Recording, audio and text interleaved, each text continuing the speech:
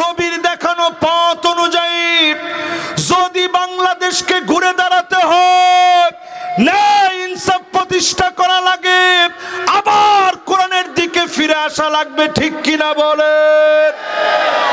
সব দেখা শেষ, আওয়াজ তুলতে হবে আল কোরআনের বাংলাদেশ। আল্লাহ রাব্বুল আলামিন সূরা মায়েদার ভিতরে 49 নং আয়াতে কারিমা 50 নং আয়াতে কারিমা মিলি 8টি শর্ত আল্লাহ জানায় দিলেন।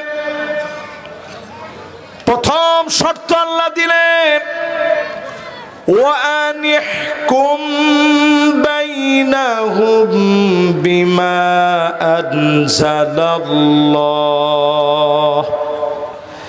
বিচার করা লাগবে কোরআন দিয়ে।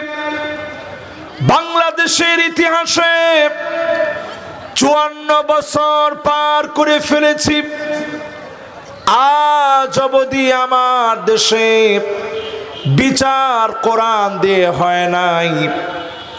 বস্তা পচা ব্রিটিশদের আইন দিয়ে বাংলাদেশে বিচার করা হয়। কোরআন দিয়ে যদি বিচার শুরু হয়, আমার দেশটাকে সত্যিকারে ডিজিটাল যিনি বানায় দিবেন তিনি কে? 5 আগস্টে ছোট্ট ছোট্ট ছেলেমেয়েরা, ছাত্র জনতা একে একাকার হয়ে বলেছিল উই ওয়ান্ট জাস্টিস, আমরা ন্যায় বিচার কামনা করি। ন্যায় বিচার ততদিন আসবে না যতদিন কোরআনুল কারীমের বিচার প্রতিষ্ঠা না হবে, ঠিক কিনা বলে? আচ্ছা, এবার আমি যদি আপনাদেরকে প্রশ্ন করি, চাঁদাবাজি 16 বছর কি ছিল? না তো ছিল তো বললেন 5 জনে, বাকি সব তো চুপ করে আছেন। 16 বছরে ন্যায় বিচার ছিল না মানুষের উপরে জুলুম ছিল? প্রিয় আল্লামা দেলোয়ার হোসেন সাইদি রহমতুল্লাহ আলাইহি 50 বছর তাফসীর করে ওনাকে রাজাকার বলে গালি দেওয়া হলো। শ্রেষ্ঠ সন্তানদেরকে ফাঁসি দেওয়া হলো। ন্যায় বিচার না থাকার কারণে বিচারপতি মানিক কাদের মতো লোকেরা দিনের পর দিন অন্যায় করেছে। জাতি প্রমাণ করে দিয়েছে কলা পাতার ভিতরে শোয়া এমন বিচারপতিদেরকে আমরা দেখতে চাই না, ঠিক কিনা বলে? এরকম বিচারপতি যারা, কোরআন শুরুতেই সূরা মায়েদার প্রথম পয়েন্টের ভিতরে আল্লাহ জানাই দিয়েছেন বিচার করা লাগবে যেই কিতাব দিয়ে, সে কিতাবের নাম কি? এই জমিনের ভিতরে 5টা বিচার আসবে, 5 রকমের শাসন আসবে। 1 নাম্বার শাসন আল্লাহ নবী বিশ্ব নবী জানায় গেলেন তাকুনু ফীকুমুন নাবুওয়া,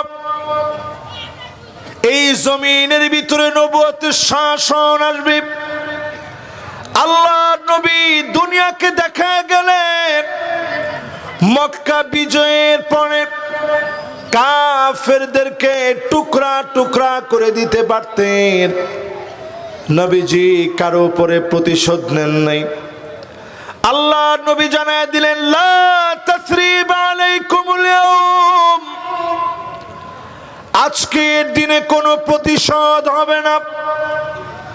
আনতুমুত তুলাকা, নতুন সদ্য প্রসূত শিশু বাচ্চা মাতৃগর্ভ থেকে দুনিয়ায় আসলে স্বাধীনতার যেমন চিন্তা করা লাগে না, এমন ভাবে যেই সন্তান নতুন ভূমিষ্ঠ হয়েছে সে যেমন চিন্তিত হওয়া লাগে না।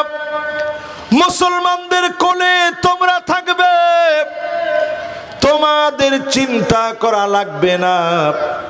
আল্লাহর নবী ঘোষণা দিয়ে দিলেন মান আল্লাকা বাবা সুফিয়ান ফাহুয়া আমিন। আবু সুফিয়ানের ঘরের দরজার ভিতরেও কেউ যদি ধরতে পারে ওই লোকটা নিরাপত্তা লাভ করবে। বলেন আল্লাহু আকবার। একটু আপনি হিসাব মিলায় দেখেন, যারা ধারণা করেছিল যদি ক্ষমতা কোনোভাবে চলে যায় লক্ষ লক্ষ মানুষ মারা যাবে, একটু হিসাব মিলায় দেখেন বাংলাদেশের মানুষ এখনো তাদের মতো আর হিংস্রতা লালন করে না দেখা তারা বেঁচে আছে, ঠিক কিনা কোন? স্বাধীনতার এই সময় আমি পরিষ্কারভাবে বলি, আপনিও যদি জুলুম করেন, অন্যায় করেন, এই ক্ষমতা টিকবে না, এই ক্ষমতা থাকবে না, অন্য জালেম আপনার মাথায় চড়াও হবে। এই জন্য এই জমিনের ভিতরে ন্যায় ইনসাফের বিচার কায়েম করেন। এই জমিনের ভিতরে কোরআনের আইন যদি কায়েম হয়ে যায়, এই জমিনটাকে যিনি শান্তিময় বানায় দিবেন তিনি কি? 2 নাম্বার পয়েন্ট আল্লাহ রাব্বুল আলামিন বলেন, ওয়ালা তাত্তাবি আহওয়াহুম। নবী মন গড়া কোনো বিচার চলবে না। আওয়াজ করে বলেন কি গড়া? সবাই বলেন কি গড়া? আচ্ছা, বাংলাদেশে এই যে ধরেন আপনি 54 বছর তো আছি, যত সরকার আসছে সব সময় কিছু না কিছু বিচার, মন গড়া বিচার ছিল, আছে, থাকবে যদি কোরআনের বিচার প্রতিষ্ঠিত না হয়, ঠিক কিনা কর? প্রথম যেই ভূমিকায় যেই কথা বললাম, কোরআন দিয়ে বিচার করো, এই কাজটা আমার জন্য সুন্নত, নফল, মুস্তাহাব না। এই কাজকে যিনি ফরজ বানায় দিয়েছেন তিনি কে? আচ্ছা, ফরজ ছেড়ে দিলে সব হয় না গুনাহ হয়? তাহলে প্রথমে গেল ফরজ। দ্বিতীয়ত আল্লাহ বললেন ওয়ালা তাত্তাবি আহওয়াহুম। মন গড়া বিচার করা যাবে না, এটা নেহি, ডাইরেক্ট আল্লাহ নিষেধ করলেন, মন গড়া বিচার চলবে না। আমার দেশের সুপ্রিম কোর্টের দিকে তাকান, আমার দেশের আইন আদালতের দিকে একটু তাকায় দেখেন, আন্তর্জাতিক বিচার বিভাগীয় ট্রাইব্যুনাল গঠন করে নিরপরাধ নির্দোষ মানুষকে যেভাবে দোষী সাজিয়েছে, অপরাধ না করার অপরাধে কত মানুষকে জেল দিয়েছে, জুলুম করেছে, ফাঁসির মঞ্চে নিয়েছে। এই রকম যত মন গড়া বিচার আছে আল্লাহ জানায় দিলেন মন গড়া বিচার চলবে না, বিচার করা লাগবে যেই কিতাব দিয়ে। কিতাবের নাম কি?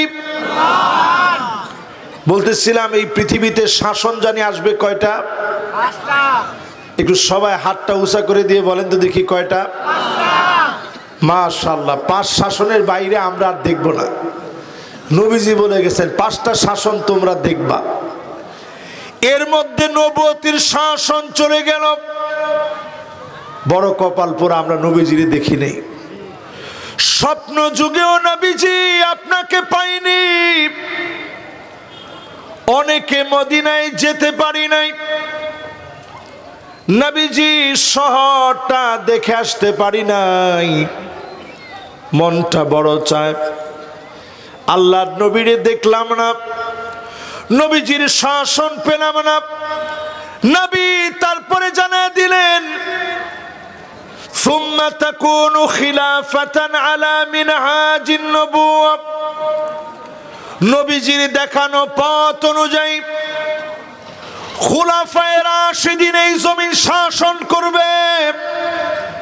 30 বছর এই জমিন শাসন হয়েছে।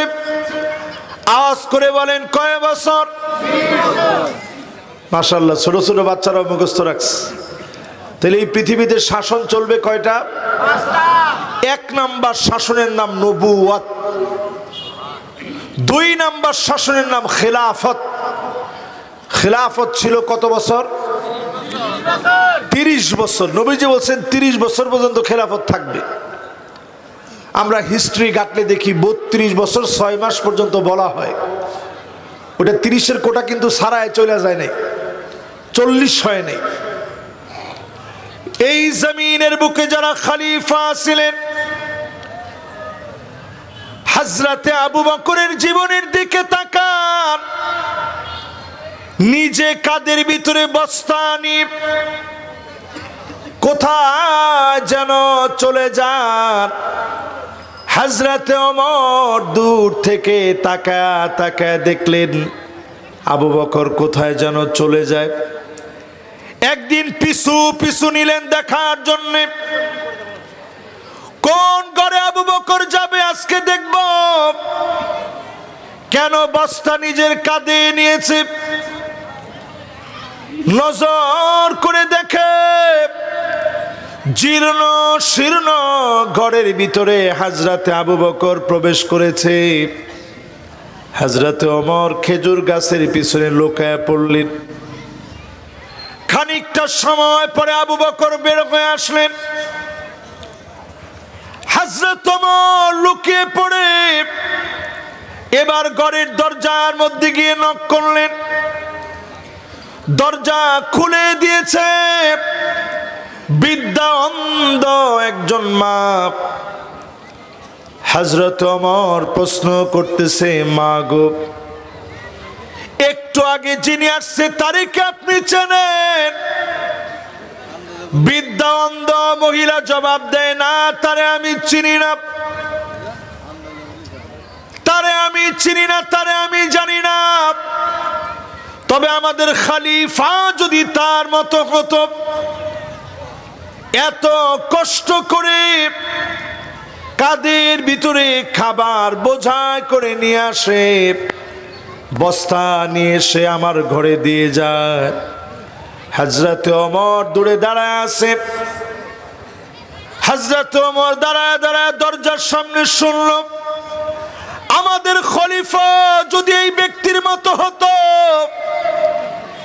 এই কথা শোনা মাত্র আকাশের দিকে তাকালেন, চিৎকার করে আল্লাহর কাছে কাঁদলেন আর বললেন, আল্লাহ,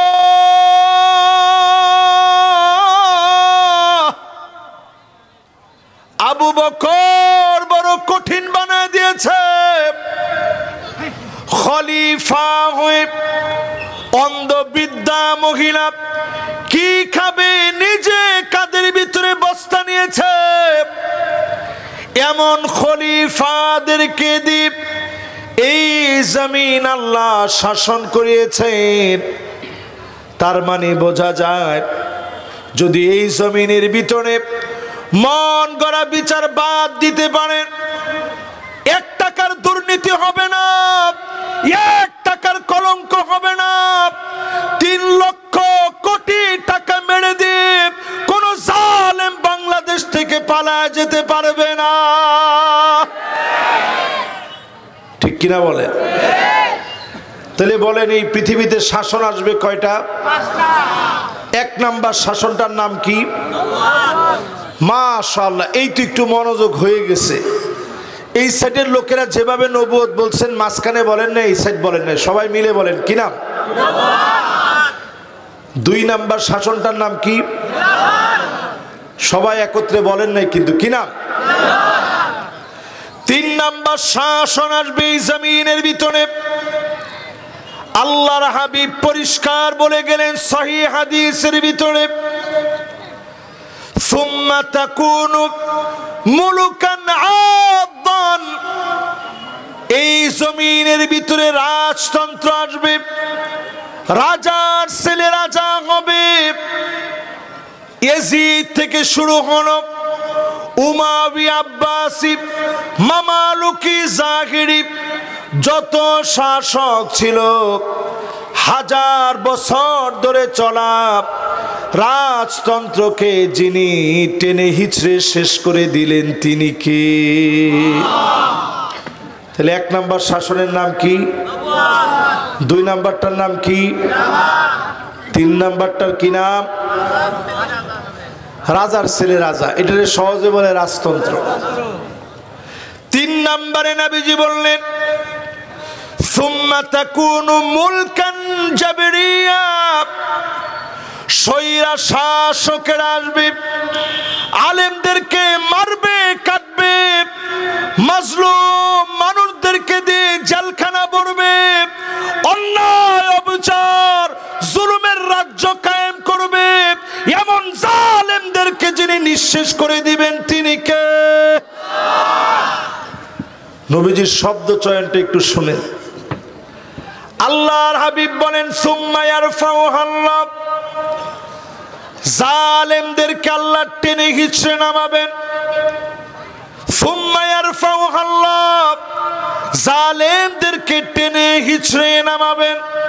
আল্লাহ যেদিন জালেমদেরকে টেনে হিচড়ে নামাবেন, সব রেডি থাকবে, খানা রেডি হয়ে থাকবে, জালেমেরা খেয়ে যাওয়ার জন্য 40 মিনিট সময় পর্যন্ত পাবে না। ঠিক কিনা কর? তাহলে 1 নাম্বার, 2 নাম্বার, 3 নাম্বার, 4 নাম্বার, এই 4টা শেষ হয়ে গেছে। 4টা কি এখনো কিন্তু আপনারা সবাই বলেন নাই 4টা?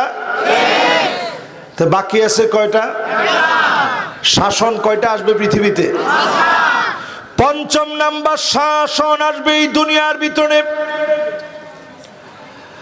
সুম্মা তাকুনু খিলাফাতান আলা মিনহাজি নবুওয়াতিন, এই জমিন চলবে কোরআন দিয়ে, নবীর দেখানো পথ অনুযায়ী। যদি বাংলাদেশকে ঘুরে দাঁড়াতে হয়, ন্যায় ইনসাফ প্রতিষ্ঠা করা লাগে, আবার কোরআনের দিকে ফিরে আসা লাগবে। ঠিক কিনা বলেন? সব দেখা শেষ, আওয়াজ তুলতে হবে আল কোরআনের বাংলাদেশ। নারায়ে তাকবীর, নারায়ে তাকবীর, আল কোরআনের আলো, আল হাদিসের আলো, সংসদের আলো, সংসদের আলো। দেখেন মাশাআল্লাহ, ভাই যেরকম সংসদে জ্বালাইতে চাইতেছে, সবাই কিন্তু এটা চাচ্ছেন না।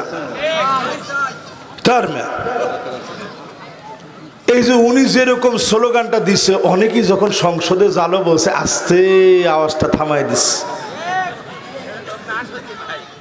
না। সত্য কথা তো এটা। আচ্ছা, সংসদে কোরআনের আলো জ্বলুক, এটা কি আপনারা চান? মাশাআল্লাহ, এখন তো চান যে জোরে কইছেন, এরকম জোরে একজন যুবক তাকবীর দিবেন, সব লোকগুলো একসঙ্গে তাকবীর দিবেন এবং তাকবীরের মধ্যে স্লোগান উঠবে। এই স্লোগানটা আমি দেখবো যে আসলে সংসদ পর্যন্ত যাবে কিনা। দেখি তো দেখি। নারায়ে তাকবীর, নারায়ে তাকবীর, আল কোরআনের আলো, আল হাদিসের আলো, সংসদের আলো। নারায়ে তাকবীর। মাশাআল্লাহ, সুন্দর হয়েছে। এবার আপনাদেরকে বলি, যদি এই 5ম নাম্বারে আপনারা ভুল করেন, তাইলে 6টা খেসারত দিতে হবে। কয়টা? সময় কি আপনাদের হাতে আছে? না না, সারা রাতের তো ওয়াজ আজকে আমি করতে পারবো না বাবা। মাশাআল্লাহ, যাক, উনি যেই তো সংসদে জ্বালাতে চেয়েছে, অন্তত আপনারা না বুঝেই দিলে আপনি কিরাম করে বুঝবেন? কন সংসদে যে জ্বলতে হবে, এটার প্রয়োজনীয়তা কি, এটা বুঝায় এখান থেকে উঠবো ইনশাআল্লাহ বলে। তো আপনারা আবার খুঁজেন না মনে মনে যে কিরে হুজুরে আজকে ওয়াজটা ধরলো কি। এই যে আমি এতক্ষণ যা বলছি, আমি কি কোনো দলের পক্ষে বলছি না কোরআনের পক্ষে বলছি? এই মাহফিলের নাম আপনারা দিয়েছেন তাফসিরুল কোরআন মাহফিল। তো এইখানে বসে যদি আপনি কোরআনের কথাগুলো শুনতেই না পারেন, তাহলে কেমনে হলো? এবার 6টা খেসারত দেওয়া লাগবে যদি 5 নাম্বারটায় ভুল করেন। 1 নাম্বার খেসারত আসবে ইমারাতুস সুফাহা, নির্বোধ জালেমরা ক্ষমতায় আসবে। এখনো যদি কোরআনের পক্ষে না আসেন, জাস্টিসের পক্ষে না আসেন, ইনসাফের ভিত্তির দিকে না আসেন, আগামী দিনে আবার জুলুম শুরু হবে। ঠিক কিনা বলেন? এটা আমার কথা না,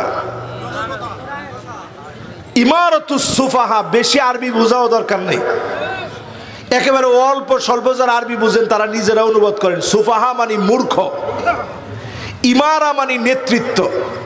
নবীজি বলতেছেন যদি তোমরা ভুল করো তাহলে 6টা খেসারত দিতে হবে। 1 নাম্বার খেসারত, মূর্খ নির্বোধ জুলুমকারীরা আবার ক্ষমতার ভিতরে চলে আসবে, ঠিক কিনা কর। 2 নম্বরে আল্লাহর হাবিব বলেন কাসরাতুশ শর্ত,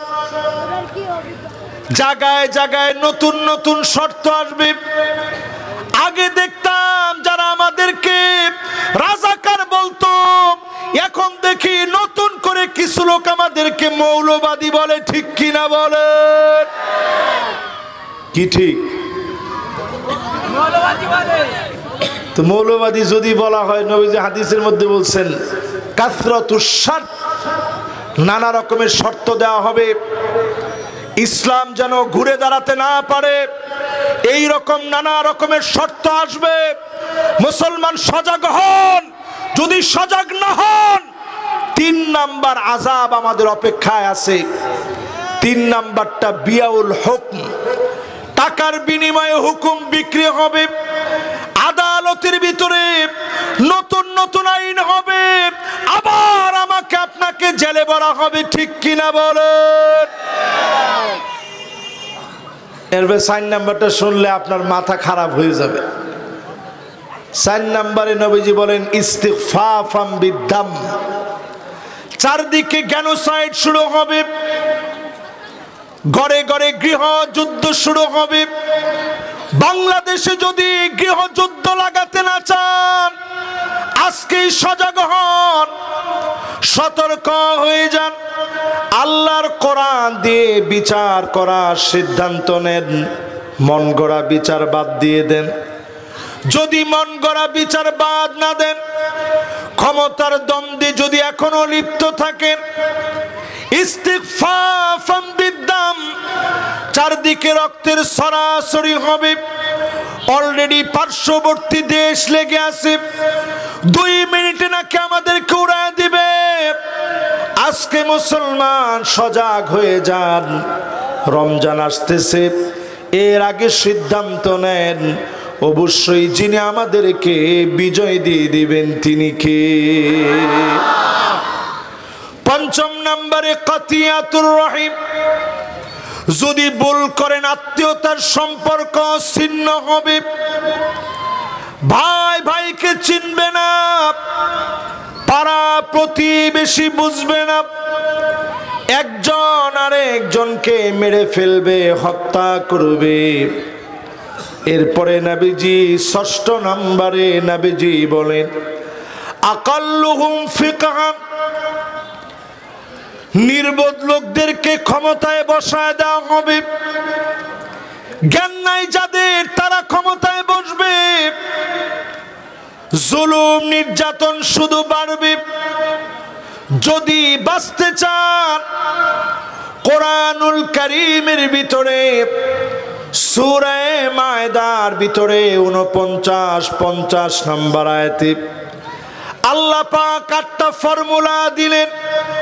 1 নম্বরে বললেন বিচার চলবে কি দিয়ে, 2 নম্বরে বললেন মন গড়া বিচার, 3 নম্বরে আল্লাহ বলেন ওয়াহযারুহুম আন ইফতিনুকা আন বা'দি মা আনজালাল্লাহু ইলাইক। ও নবী সতর্ক হওয়া লাগবে। আওয়াজ করে বলেন কি হওয়া লাগবে? সতর্ক বুঝেন কোন জিনিসে সতর্ক বলে? কি জানি? মাশাআল্লাহ, একজন বলছে হুজুর পুলিশ আসছে সরিয়ে যাও, এর নাম হচ্ছে সতর্ক থাকা। ডাকাত আসবে তার আগেই এলাকার ভিতরে একেবারে তাগড়া যুবকদেরকে এলাকা পাহারা দেওয়ার জন্য প্রস্তুত করে রাত জেগে পাহারা দেওয়া, এর নাম সতর্ক থাকা। এর নাম কি? সতর্ক থাকা মানে কি? চোরে চুরি করবে, এই জন্য নিজে আগে সজাগ হলেন, চতুর্দিকে তালা লাগাইলেন। পাগলা কুকুর তাড়া করেছে, দৌড়ে পালায় গেলেন, সতর্ক থাকলেন। আল্লাহ পাক কোরআনুল কারীমে জানায় দিলেন নবী সতর্ক থাকা লাগবে, কাফেররা যেন কিছু ঢুকায় দিতে না পারে। আজকে আমি বলবো সতর্ক হওয়া লাগবে। পার্শ্ববর্তী দেশ কোনোভাবে যেন আমাদের উপরে জুলুম করতে না পারে, ঠিক কিনা বলেন? এবার আমি আপনাদেরকে একটু বুঝিয়ে দিই। তারা এখন ঘোষণা দিচ্ছে বাংলাদেশ নাকি 2 মিনিটে দখল করে ফেলবে। একটু ইতিহাস পড়ে দেখেন, তাদের কোনো হিস্ট্রিতে বিজয়ের ইতিহাস নাই, কিন্তু আমাদের প্রত্যেকটা জায়গায় বিজয়ের ইতিহাস আছে। জোরে করে আল্লাহু আকবার। আমরা তো সেই সে জাতি, 17 জন মিলে ইখতিয়ার উদ্দিন মোহাম্মদ বখতিয়ার খিলজির নেতৃত্বে শত শত বছর মুসলমানরা শাসন করেছে। ইয়ারমুকের প্রান্তের দিকে তাকান, সিরিয়া জর্ডানের মাঝামাঝি জায়গা, খালিদ বিন ওয়ালিদ যাচ্ছে 36,000 মুসলমানদেরকে নিয়ে, সাহাবী তাবিঈদেরকে নিয়ে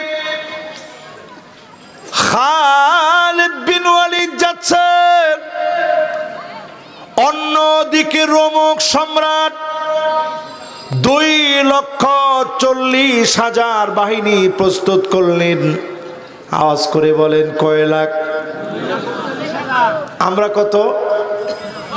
শুধু 36,000, তারা কত? এবং যেন তেন বাহিনী না। রোমক সম্রাটের সেই সময়ের বাহিনী বর্তমান পৃথিবীর সবচেয়ে বড় পরাশক্তি, আমেরিকার মতো তারা সবচেয়ে বড় পরাশক্তি ছিল। তাদের সাথে লড়াই করবে মুসলমান মাত্র 36,000। খালিদ বিন ওয়ালিদ চিঠি লিখে দিলেন, আসলিম তাসলাম, ইসলাম গ্রহণ করো, শান্তি পাবে। চিঠি পাওয়া মাত্র রোমক সম্রাটের পায়ের নিচের মাটিগুলো নড়বড় হয়ে গেছে। সে ভয় পাওয়া শুরু করেছে, মনে মনে চিন্তা করতেছে মুসলমান আসলে তো বাঁচার উপায় নাই। চীনের সম্রাটের কাছে চিঠি লিখছে, ও চীনের সম্রাট, খালিদ বিন ওয়ালিদ আমার দিকে এগিয়ে আসতেছে, ইয়ারমুক দখল করে নিবে, তুমি সৈন্য বাহিনী পাঠায়া সহযোগিতা করো। চীনের সম্রাট লিখছে, ইন্না কওমান লাউ আরাদু আন ইয়াখলাল জাবাল লাখলাউ, মুসলমান এমন এক জাতি, পাহাড়কে যদি বলে সর, সর বলতে দেরি হবে, পাহাড় সরে যেতে দেরি করবে না। আচ্ছা কোন তো দেখি, এইরকম একটা কথা বলার পরে যেই শাসক এমনি ভয় পাচ্ছিল, এখন তার ভয় বাড়ছে না কমছে? মুসলমান এমন এক জাতি, মুসলমান যদি পাহাড়কে বলে সর, পাহাড় সরে যাবে। এই কথা শুনে রাজার পায়ের নিচে তো মাটি নাই, যে হায় হায়, যদি পাহাড় সরে যায় বিজয় আমার কেমনে আসবে? প্রচন্ড ভীত সন্ত্রস্ত হয়ে চতুর্দিক তার কাটার বেড়া দিয়ে চতুর্দিককে ঘেরাও করছে। ইয়ারমুকের প্রান্তে রোমক সম্রাট চেয়েছে মুসলমানদেরকে তারের মধ্যে ঝুলিয়ে রাখবে। আজকে পার্শ্ববর্তী দেশ যেইভাবে বলে 2 মিনিটে দখল করবে, তারা চেয়েছে মুসলমানদেরকে ঝুলায় রাখবে। খালিদ বিন ওয়ালিদ আল্লাহর কাছে সাহায্য চেয়ে 36টা কাতার বানালেন, এক এক কাতারে 1000 করে। কয় হাজার? তাহলে 36টা কাতারের ভিতরে কয় হাজার হয়? মাশাআল্লাহ, ছোট ছোট বাচ্চাদের মনোযোগ তো ঠিক আছে। তাহলে 36টা কাতারের ভিতরে কয় হাজার হয়? 36,000 বাহিনীর পুরা সবটা দিয়ে 36টা কাতার সাজাইছে। 1 2 3 4 এভাবে করে কয়টা? এর মধ্যে সামনে যারা অ্যাটাক করবে এদের নাম দিলেন কালব। কলবুন মানে মূল নেতৃত্বেরা থাকবে।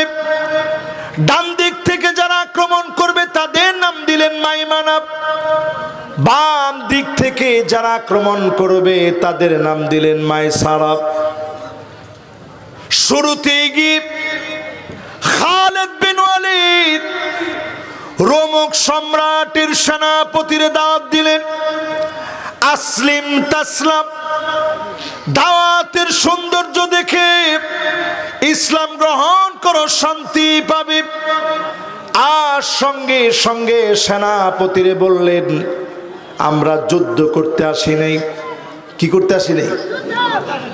আমরা আসছি জিহাদ করার জন্য। জিহাদ আর যুদ্ধের পার্থক্য হলো, আমরা এই প্রান্তে সবাই রক্ত দেওয়ার জন্য আসছি, একজনও জীবিত যাব না, সব রক্ত দিব, কোন কাফের কেউ ছেড়ে দিব না। সেনাপতির সঙ্গে সঙ্গে বুঝে চলে আসছে, কিরে আমরা তো করি যুদ্ধ, মুসলমানরা কি করে? মাশাআল্লাহ, দুইজন ইয়ং জেনারেশনের দুই ভাই। আপনারা বসলে আমরা দোয়া করব, দেখি কে আগে বসে। মাশাআল্লাহ, এই তো কাজ হয়ে গেছে। তাহলে এবার একটু আপনারা বলেন, মুসলমানরা আমরা যুদ্ধ করি না জিহাদ করি? দিন প্রতিষ্ঠার জন্য যারা লড়াই করেন, জিহাদ করেন, ক্ষমতার চেয়ারের জন্য যারা মারামারি করেন, আপনারা যুদ্ধ করেন। যুদ্ধ করে বিজয় আসে না, জিহাদ করে বিজয় আসবে, ঠিক কিনা বলেন? আমরা একটা স্লোগান দিতাম আগে, সাতক্ষীরাবাসীর মনে আছে? জিহাদ জিহাদ জিহাদ চাই। এই স্লোগান কি আপনারা ভুলে গেছেন? দেন তো দেখি একজনে।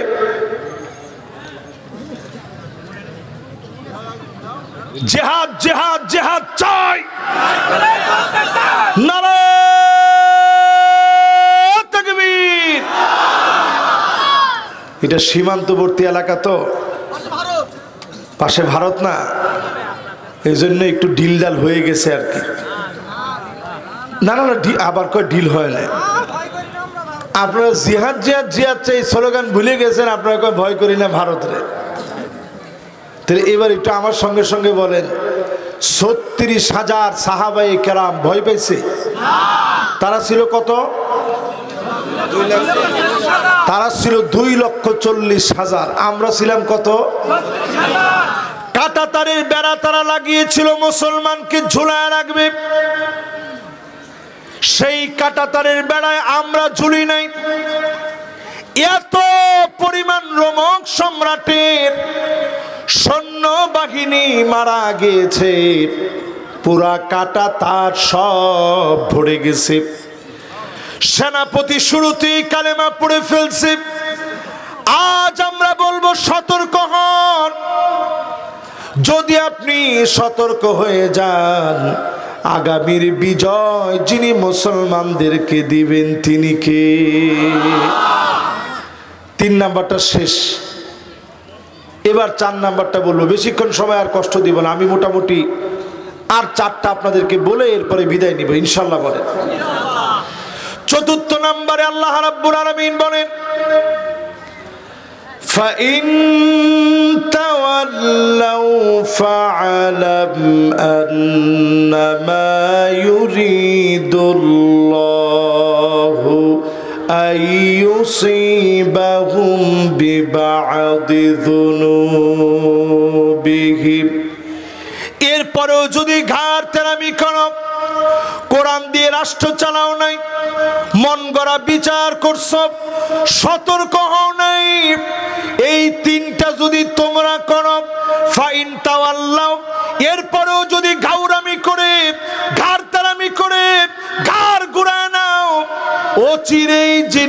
আযাব দিবেন, গজব দিবেন, তিনি কে? এই কথাটা কোরআনের কথা। কিসের কথা? এবার আমি যদি আপনাদেরকে একটু বুঝায় বলি, লস অ্যাঞ্জেলেসের দিকে তাকায় দেখেন, দাও দাও করে আগুন জ্বলতেছে। একরকে একর জমি মিনিটের ভিতরে পুড়ে ছারখার হয়ে গেছে। দেখছেন না আপনারা? কি বুঝলেন? যারা কোটি কোটি টাকা খরচ করে, আমার মুসলমানদের বিলিয়ন বিলিয়ন ডলার খরচ করে যারা আমার মুসলমানদের ঘর বাড়ি আগুন দিয়ে জ্বালায় দিয়েছে, মুসলমানদেরকে যারা জ্বালায় পোড়ায় দিয়েছে, বম্পিং করে যারা মুসলমানের ঘর বাড়ি ভেঙেছে, ফুটন্ত গোলাপের মতো ছোট্ট ছোট্ট বাচ্চা ক্ষুধার যন্ত্রণায় কাতরাচ্ছে, ক্ষুধার যন্ত্রণায় ঘাস খাচ্ছে। ছোট ছোট মাসুম বাচ্চা বলতে পারে না, ঘাস চাবা খাইতেছে। সারা দুনিয়ার ভিতরে 2 কোটি মুসলমান মার খাচ্ছে। 20 কোটি মুসলমানের মাথার উপরে ছাদ নাই, শরণার্থী হয়ে গেছে। আমি তুরস্কে শরণার্থী ক্যাম্পে গিয়েছি, লেবাননে গিয়েছি,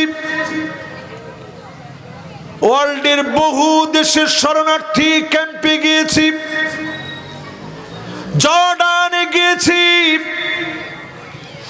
আমার 2টা চোখ দিয়ে দেখেছি অসংখ্য মুসলমানের চোখগুলা কুঠুরির ভিতরে ঢুকে গেছে, পেটগুলা পিঠের সঙ্গে লেগে গেছে, ক্ষুধার যন্ত্রণায় বেহুশের মতো অবস্থা। এত পরিমাণ কষ্ট সারা দুনিয়ায় হচ্ছে। এরপরেও যদি আপনি এখনো কোরআনের দিকে না আসেন, ফাইন তাওয়াল্লাও, মুখ ফিরায় যদি নেন, ঘাট তেরামি যদি করেন, ফালাম, আল্লাহ বলেন নবী জেনে রাখেন, ও চিরে ঘাট তেরাদেরকে যিনি ধরবেন, পাকড়াও করবেন, আযাব দিবেন, তিনি কে? এবার একটু মিলায় দেখেন তো, এই কোরআনের সঙ্গে আল্লাহ তাআলা বলেন ঘাট তেরামি করলে, কোরআনের সঙ্গে বেয়াদবি করলে যিনি ধরেন তিনি কে? আমরা 16টা বছর তাদেরকে শুধু বুঝাইছি জুলুম করেন না। করোনা আসার পরে আমরা বলেছিলাম প্রিয় আল্লাহ আমাকে ছেড়ে দেন। খেলাছে আপনাদের? খেলাছে? পুরা ফেসবুক লাল হয়ে গেছিল, সবাই বলছে আল্লাহ আমারে ছেড়ে দেন। হতে পারে আল্লাহ এই উসিলায় বাংলাদেশে হেফাজত করবে, কিন্তু আমাদের প্রিয় আল্লামা দেলোয়ার হোসেন সাঈদী রহমতুল্লাহ আলাইহি তারা ছাড়ে নাই। শুধু তাই না, বরং করোনার পরে জুলুম আরো বাড়িয়ে দিয়েছে। আল্লাহ বাংলাদেশকে হেফাজত করেছে, জালেমরা জুলুম আরো বাড়ায় দিয়েছে। এজন্য যিনি পাকড়াও করলেন, জালেমদেরকে বিতাড়িত করলেন, তিনি কে? মনে মনে আপনারা বলতেছেন হুজুর বিতাড়িত হলেও তো 16 বছর পরে হয়েছে। তো 16 বছর তো আপনারা পানি নেই হুজুর, ওরা তো 16 বছর পরে বিতাড়িত হয়েছে। 16 বছর আল্লাহর কাছে কতক্ষণ চিন্তা করেন? কাআলফি সানাতিন মিম্মা তাউদ্দুন, একদিন, 2 দিন, 3 দিন, এইভাবে 365 দিনে 1 বছর। 1000 বছর যখন যাবে, আল্লাহর কাছে মাত্র 1 দিন পার হবে। তার মানে হলো 16 বছর সমান সমান আল্লাহর আদালতে কয়েকটা সেকেন্ড মাত্র। এই কয়েক সেকেন্ডের ভিতরে জালেমদেরকে যিনি শেষ করে দিলেন তিনি কে? এবার আমার সামনে যারা বসছেন বলেন ঘাটতেরামি করলে যিনি ধরবেন পাকড়াও করবেন তিনি কে? এটা 4 নাম্বার। কয় নাম্বার? 5 নম্বরে আল্লাহ রাব্বুল আলামিন বলেন ওয়া ইন্না কাসীরাম মিনান নাসি লাফাসিকুন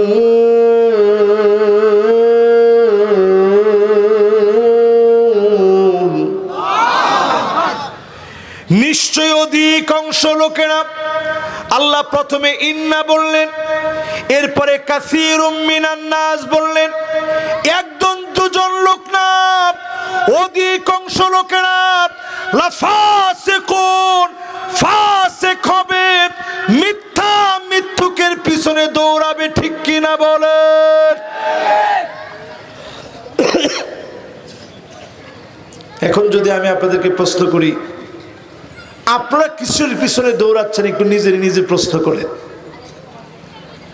লাফাসিকুন বলে আল্লাহ বলেন, অধিকাংশ লোকেরা অবশ্যই ফাসিক হবে। আজকেও বাংলাদেশে মিলা দেখেন, অধিকাংশ লোকেরা যারা ফাসিকের পিছনে ঘুরে, নামাজ যার জীবনে নাই, কোরআন যার জীবনে নাই, সুন্নাত যার জীবনে নাই, যেই লোকটা সত্যের পক্ষে পরীক্ষা দেয় না, ন্যায় ইনসাফের ভিত্তি চায় না, এমন লোকদের পিছনে অধিকাংশ লোক দৌড়ায়। ঠিক কিনা বলেন? নারায়ে তাকবীর, নারায়ে তাকবীর, বিপ্লব বিপ্লব বিপ্লব বিপ্লব বিপ্লব, নারায়ে তাকবীর, আল কোরআনের আলো, আল হাদিসের আলো, সংসদের আলো, সংসদের আলো। মাশাআল্লাহ। তবে আমার একটা জিনিস বুঝে আসছে, এই বিশাল মাহফিলের ভিতরে স্লোগান দেওয়ার মতো একজন আল্লাহর মর্দে মুজাহিদ, একজন গোলাম আছে। আলহামদুলিল্লাহ। উনার গলা ভেঙে যাচ্ছে, উনি স্লোগান দিচ্ছে। দ্বিতীয় আর একটা লোক স্লোগান দেওয়ার মতো নাই। না আছেন? দেখি। একজন আগেই দোয়া করে দিয়েছে, হুজুর আল্লাহ হেদায়েত দিক। এই এলাকার লোক কি হেদায়েতের বাহিরে আছে না? হেদায়েতের বাহিরের কোন লোক রাত 12টা পর্যন্ত ওয়াজ শুনবে? তাহলে সবাই হেদায়েতের উপরেই আছেন। তবে একটু কোরআনটা বুঝেন, দেখবেন আর কোনো সংঘাত থাকবে না। জোরে কোন আল্লাহু আকবার। এইবার আপনাদেরকে হাদিস শোনাই। আমি কিন্তু 8টা বিষয় বলবো বলছিলাম, 8টার মধ্যে 5ম নাম্বার পর্যন্ত আসছি। কত নাম্বার পর্যন্ত? আচ্ছা দেখি এই 5 নাম্বার পর্যন্ত কার কার মুখস্থ হয়েছে, আগে পড়াটা শুনি। যদি আপনারা বলতে পারেন তাহলে আমাদের সেক্রেটারি সাহেব আছে, উনি যা লাগে আপনাদের হাদিয়া দিবে, আর নাহলে আমি নিজে হাদিয়া দিব। বলেন 1 নাম্বারটা কি? আরে না, নবুয়ত তো পরে, 2য় নাম্বার পয়েন্ট থেকে আলোচনায় গিয়েছি।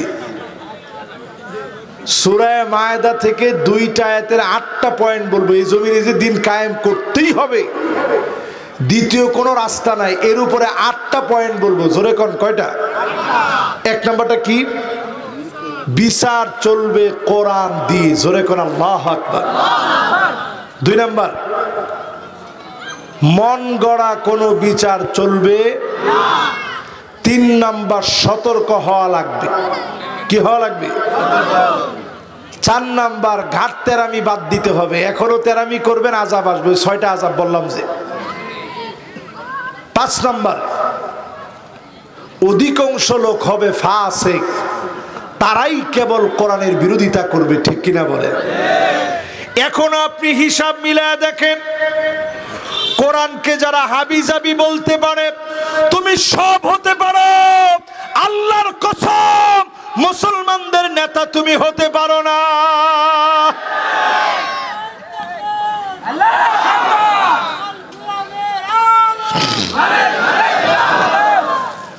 কোরআনকে যারা মনে করে কোরআনের ভিতরে রাজনীতি নেই, আমি শুধু 8টা পয়েন্ট বলতে চাই।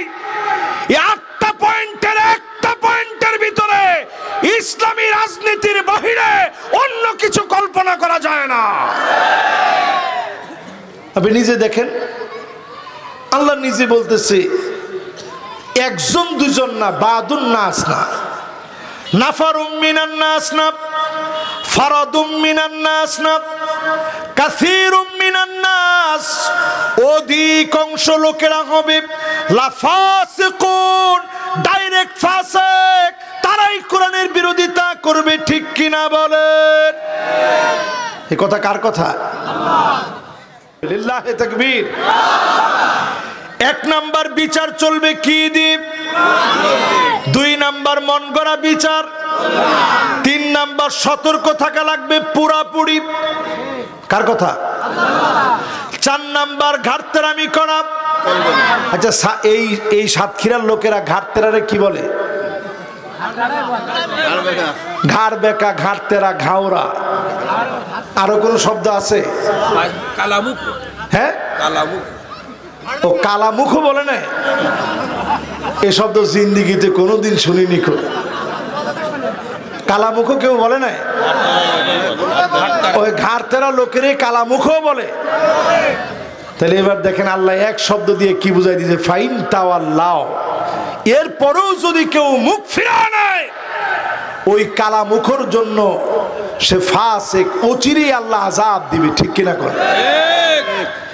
এরপরে আল্লাহ রাব্বুল আলামিন বলেন, 6 নম্বরে মালিক জানায় দিলেন, আফা হুকমাল জাহিলিয়াতি ইয়াবগুন। ও নবী, এত কিছুর পরেও লোকেরা কি জাহিলিয়াতের দিকে যাবে? আজকে আমি বাংলাদেশে বলে প্রশ্ন করি, এই মাহফিলে বসে প্রশ্ন করি, 16 বছর দেখার পরে যারা চায়ের দোকানে বসে বসে বলে আগে ভালো ছিলাম, নাউজুবিল্লাহ, তো আপনার তিনজনে মিলে বললেন। বাকিরা মনে মনে, বাকিরা সুবহানাল্লাহ বলতেছে যে হুজুর তো ঠিক কথাই বলেছেন, আগেই ভালো ছিলাম হুজুর। এ কি এরকম কি আমরা দেখতে চেয়েছি? দেশের ভিতরে আইন শৃঙ্খলা নাই, এই নাই সেই নাই, হুজুর দেশটার যে অবস্থা। এরকম যারা বলে, কোরআন বলতেছে নবী এত কিছুর পরেও কি লোকেরা জাহিলিয়াতের দিকে যাবে?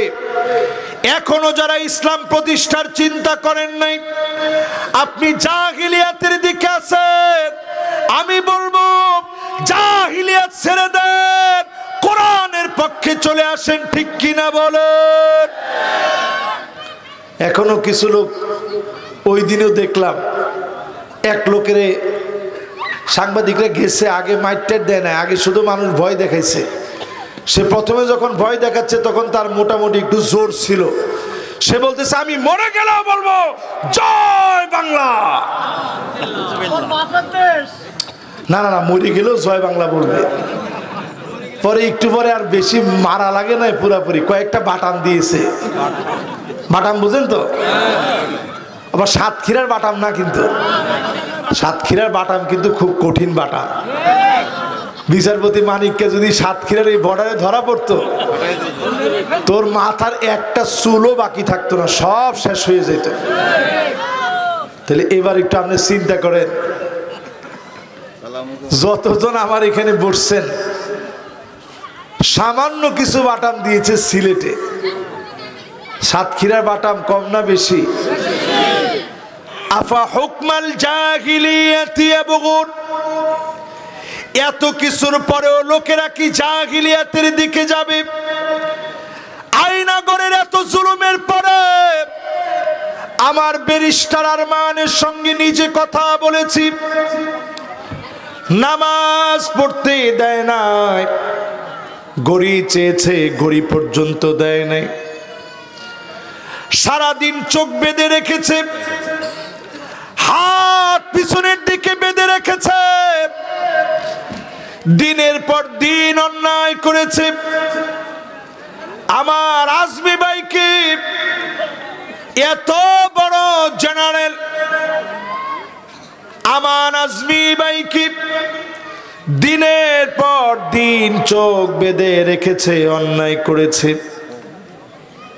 এই জুলুম শেষ হয়েছে। যদি জুলুমের দিকে পড়তে না চান, আফা হুকমাল জাহিলিয়াতি ইয়াবগুন, যারা মনে করে জয় বাংলা বলে বলে মরব, জাহিলিয়াতের দিকে আছেন, আমি লা ইলাহা ইল্লাল্লাহ বলে শহীদ হতে চাই, ঠিক কিনা বলেন?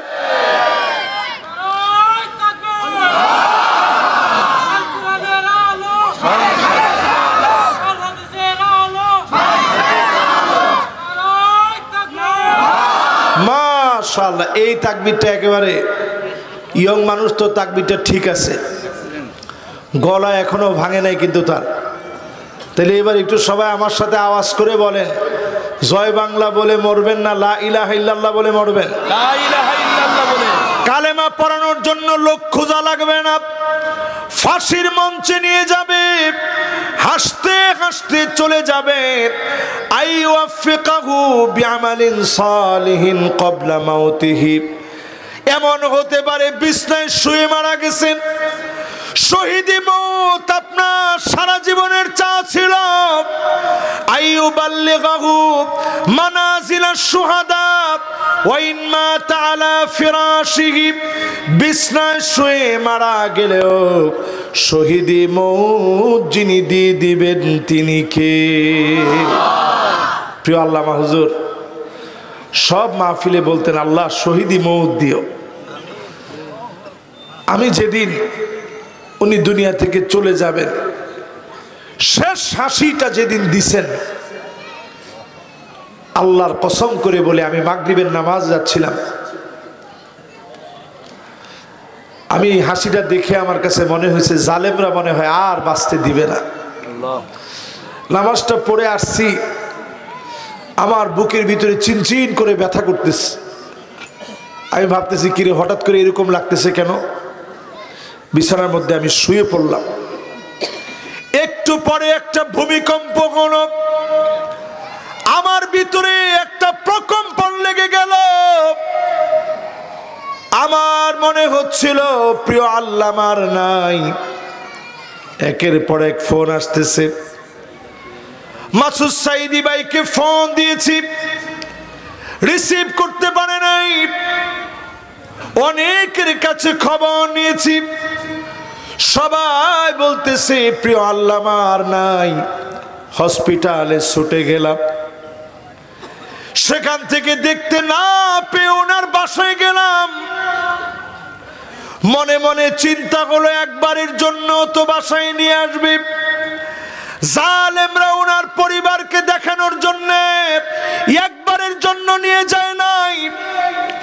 ফজরের নামাজ পড়লাম হুজুরের মসজিদে, যেই মসজিদে তিনি নামাজ পড়তেন। ফজরের নামাজ পড়ে রওনা হলাম পিরোজপুরের দিকে। সেইখানে যাওয়ার পরে বলল তাড়াতাড়ি নামাজ পড়েন নাইলে গুলি চালাবো। দুইবার জানাজার নামাজ দাঁড়িয়ে গেছে, লোকেরা বলছে গুলি চালান। জোহরের 1 মিনিট আগে নামাজ হবে না, জোহরের নামাজ পড়বো, তারপরে প্রিয় আল্লামার জানাজা পড়বো। বলেন আল্লাহু আকবার। পুরা জায়গাটা আগুন হয়ে গেছে। আমার কাছে পরিষ্কার মনে হয়েছে আর একটা বছর জালেমদেরকে আল্লাহ টিকতে দিবে না, কারণ জালেমরা প্রিয় আল্লামার নিরলস একটা হাসিকে কেড়ে নিয়েছে, ঠিক কিনা কর? শেষের দিন যে হাসিটা উনি দিছে, উনি বুঝায় দিয়ে গেলেন তোমরা দিনের পর দিন জুলুম চালিয়েছ, 13টা বছরের জুলুম নির্যাতনের পরে তুমি মাজলুমের হাসি কেড়ে নিতে পারো নাই, নারে তাকবীরের স্লোগান কেড়ে নিতে পারো নাই, মাজলুমদেরকে দমায়ে দিতে পারো নাই। এর মানে জালেমরা পরাজিত হয়েছে, মাজলুমেরা বিজয়ী হয়েছে। ঠিক কিনা কর? এই জন্য আল্লাহ রাব্বুল আলামিন 6 নম্বরে পরিষ্কার ভাবে জানায় দিলেন, আফা হুকমাল জাহিলিয়াতি ইয়াবগুন, জাহিলিয়াতের দিকে যাওয়া যাবে না। যারা এখনো মনে করেন এই কোরআনের ভিতরে রাজনীতি নাই, তারা কোরআনের শত শত আয়াতকে অস্বীকার করে। জোরে কোন কয়টা আয়াত? সবাই একটু কোন কত? আমি শুধু ছোট্ট করে আপনাদেরকে বলি, আমার একজন উস্তাদ ছিল মিশরে আল আজহার বিশ্ববিদ্যালয়ে, ওনার নাম ছিল শেখ শাহরাবি। আল্লামা দেলোয়ার হোসেন সাইদি রহমতুল্লাহ আলাই যেরকম জনপ্রিয় মানুষের হৃদয়ে ওনার নাম, শেখ শাহরাবি রহমতুল্লাহ আলাই অনেক আগে মারা গেছেন, ওনার নামটা এরকম মানুষের হৃদয়ে হৃদয়ে ছিল। তো ওনার সাথে একদিন টক শো হচ্ছে একজন নাস্তিকের। তো নাস্তিক বলতেছে, হুজুর কোরআনে নাকি সব কিছু আছে। তো হুজুরে বললো যে হ্যাঁ সবই তো কোরআনে আছে। ঠিক আছে, কোরআনে যদি সবই থাকে তাহলে বলেন তো দেখি কদ্দুর আটা দিয়ে কয়টা রুটি হয় কোরআনের কোন জায়গায় আছে? তো প্রশ্নটা সহজ না কঠিন? হ্যাঁ আমি সহজ। কঠিন প্রশ্ন। কদ্দুর আটা দিয়ে কয়টা রুটি হয় কোরআনের কোন জায়গায় আছে খুঁজে দেন। তো হুজুর বললো আরে গর্দব, এটাও কোরআনে আছে। তো সে তো অবাক হয়ে গেছে, কি বলেন, এতদিন ধরে চিন্তা করতেছি এই প্রশ্নটা করে আপনারা আটকাবো, আপনি করে এটা কোরআনে আছে, কেমনে কোরআনে আছে, কোন আয়াতে আছে? হুজুর উত্তর দিতেছে, আমি তো কোনোদিন রুটি বানাইনি, রুটি বানাইছে আমার স্ত্রী। আমার স্ত্রীর কাছে জানতে হবে কদ্দুর আটা দিয়ে কয়টা রুটি হয়। বাজারে যে রুটি বানায় তারে গিয়ে জিজ্ঞাসা করো কদ্দুর আটা দিয়ে কয়টা রুটি হয়। কোরআন বলছে ফাসআলু আহলা যিকরি ইন কুনতুম লা তা'লামুন, যদি না জানো যিনি জানে তার কাছ থেকে গিয়ে জেনে নাও। জোরে কোন আল্লাহু আকবার। এজন্য আপনি না জেনে বলবেন না কোরআনের রাজনীতি নাই। এই কোরআনের পরতে পরতে রাজনীতি আছে। ইকামাতে দ্বীন ছাড়া ইসলাম পূর্ণাঙ্গ হতে পারে না। কথা কি বুঝাইতে পারছি? 6টা শেষ, বাকি আছে কয়টা? 6ষ্ঠ নাম্বারে পরে 7ম নাম্বারে আল্লাহ বলেন ওয়ামান আহসানু মিনাল্লাহি হুকমা, আল্লাহর হুকুমের চাইতে সুন্দরতম আর কোনো হুকুম হতে পারে না।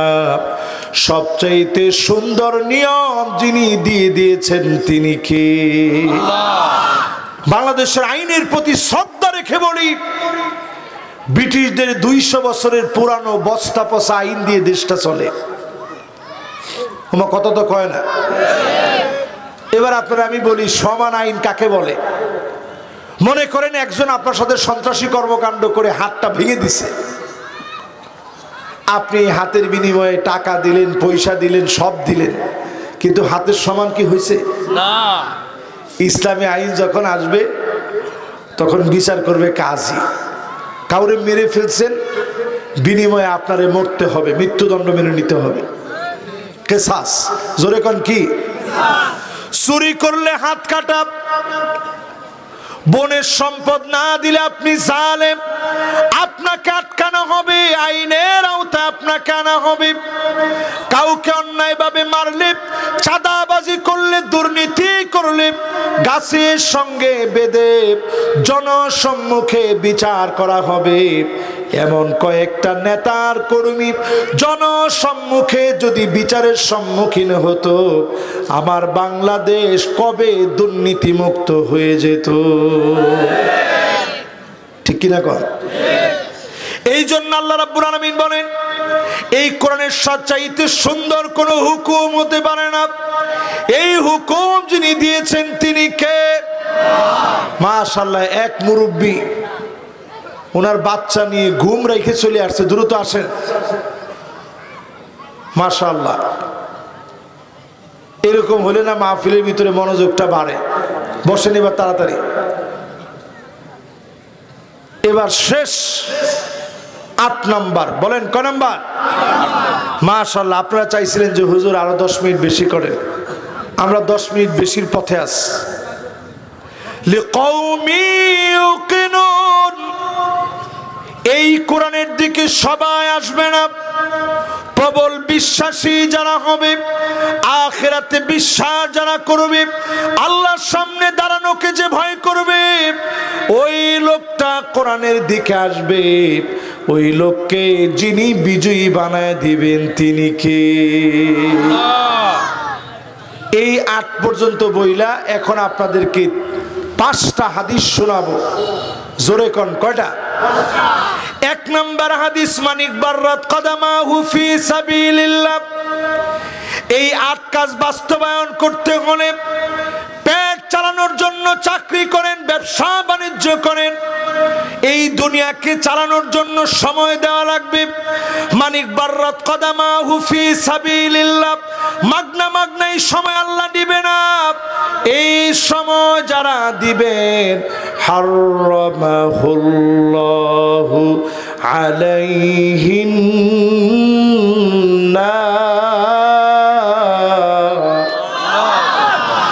জাহান্নামের আগুন হারাম হয়ে যাবে, জাহান্নামের আগুন হারাম হয়ে যাবে। জাহান্নামের আগুন থেকে যদি বাঁচতে চান, এই জমিনে দিন কায়েমের জন্য আশা লাগবে, ঠিক কিনা বলেন?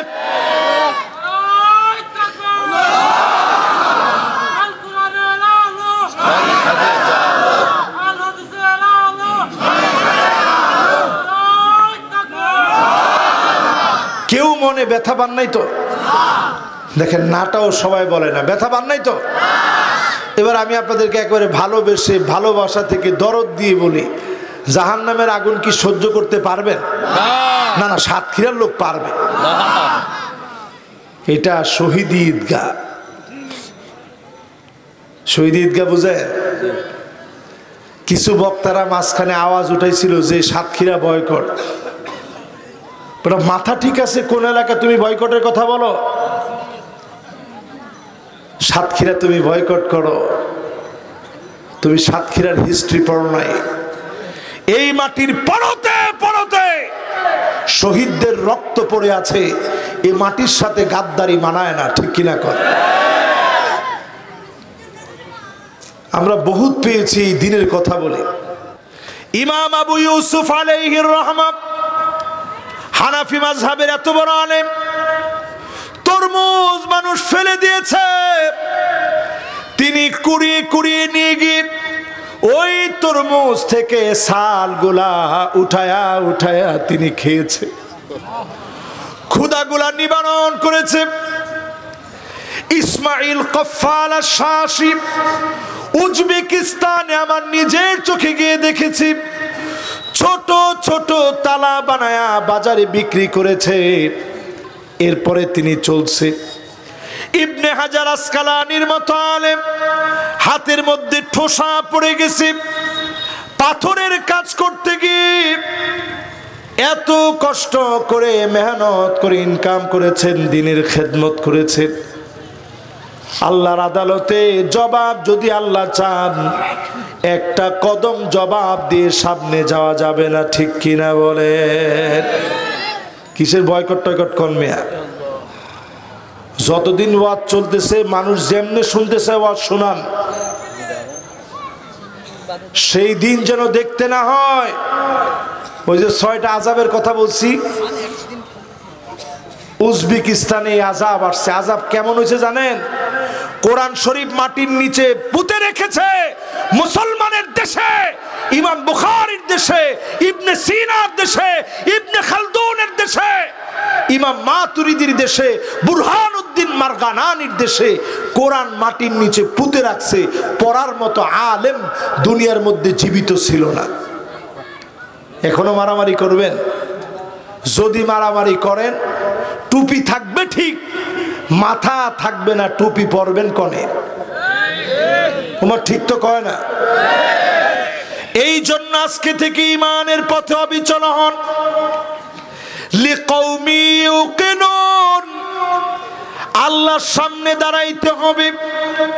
প্রত্যেক নেতা কর্মী সবাই মিলে, মা বোন সহ, মা বোনরা যদি মনে করেন হুজুররা আসলে তো উপায় নাই, অধিকাংশ মা বোন নিয়ত করে ফেল দিয়েছে যে এই হুজুররা আসলে আমরা যে বাচ্চা কাচ্চা নিয়ে বের হই, আগে 2 ঘন্টা আগ থেকে সাজি, এই হুজুররা আসলে সব শেষ হয়ে যাবে।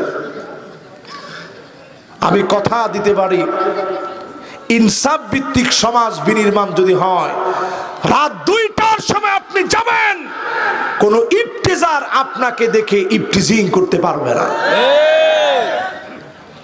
কখনো আর শিক্ষাঙ্গনের ভিতরে সেঞ্চুরির রেকর্ড গড়বে না। একজনকে যদি রজম মারা হয়, একজনকে যদি পাথর মেরে জনসম্মুখে জেনাকারকে যদি মারা হয়, এই জমিন থেকে জেনা আস্তে আস্তে উঠে যাবে, ঠিক কিনা কর? মদখোরকে যদি বেত্রাঘাত করা হয়, নেশা বিক্রি করার মতো দেশ ভারত অন্তত পাবে না। পেঁয়াজ বিক্রি করে খাওয়া লাগবে,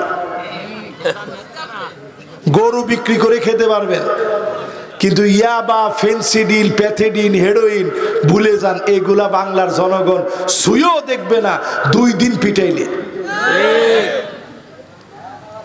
এরকম আমার যেই তো একটা একটা করে বলতে গেলে অনেক সময় লাগবে।